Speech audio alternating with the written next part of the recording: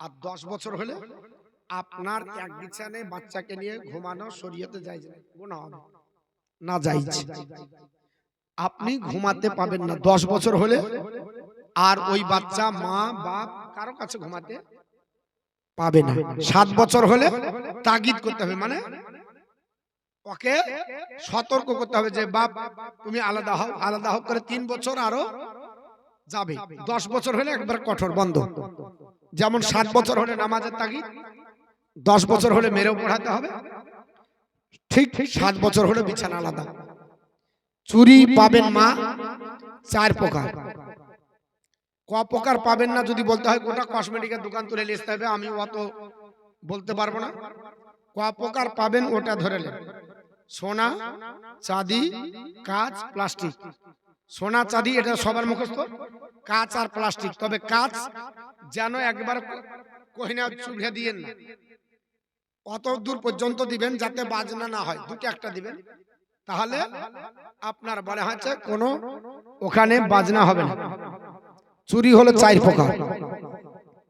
আপনাদের বলেছিলাম যে বিউটি পার্লারে ঢুকে ভুরু প্লাস্টার করা যাবে না, যাবে না, হারাম, এটা করা যাবে না।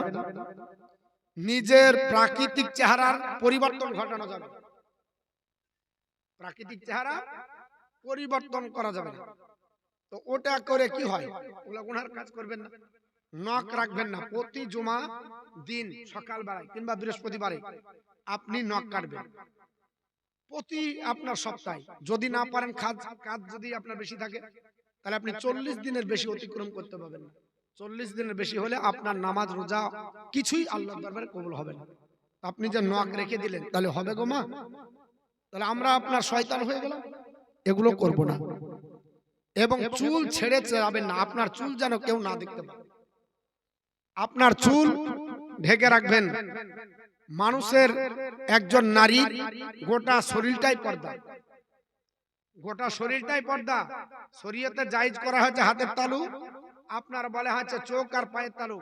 কিন্তু যদি কোনো ব্যক্তি তার চোখ দেখে অনুভব করে যে এত সুন্দর যদি চোখ হয় সে কত সুন্দর হবে, তো চোখ ঢাকাও, ওকে ঢাকতে হবে। হাতের তালু দেখে যদি অনুভব হয় যদি হাত যদি এত সুন্দর হয়, না জানি ভিতরেও কত সুন্দর, তাহলে ওটাও ঢাকতে হবে। তো এগুলো আপনাকে আমাকে পর্দা করতে হবে।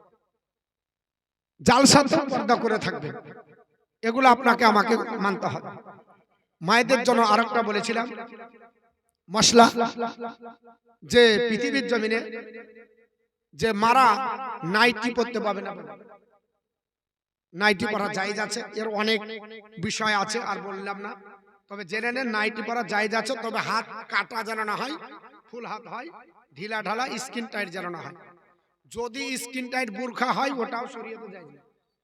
আপনার শরীরের স্ট্রাকচার না বোঝা যায়, ঢেকে রাখে, তার নাম হলো পর্দা, তার নাম পর্দা। আমরা বুরখাটা দিয়ে করি কেন, যে বুরখাটা ইসলামিক পোশাক, এর জন্য বুরখাটা করি। নাইটি দিয়েও যদি ঢেকে যায়, নাইটিটাও আপনার জন্য পর্দা। যাই হোক, অনেক কিছু বললাম। আল্লাহ পাক আপনাদেরকে ভালো রাখুক, সুস্থ রাখুক। আমার জন্য দোয়া করবেন, আমি আপনাদের জন্য দোয়া করব। এই বলে বক্তব্য শেষ রেখা একেবারে অঙ্কন করলাম।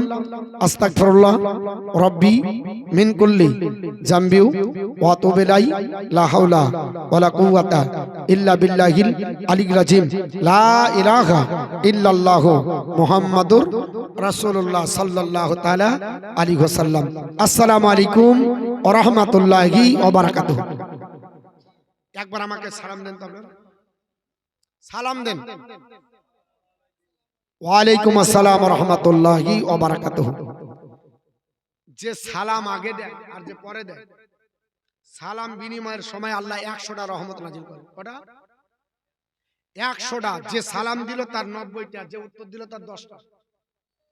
তো আপনার 90টাকে ছেড়ে দিবেন, হ্যাঁ? তো সালাম বিনিময় হবে।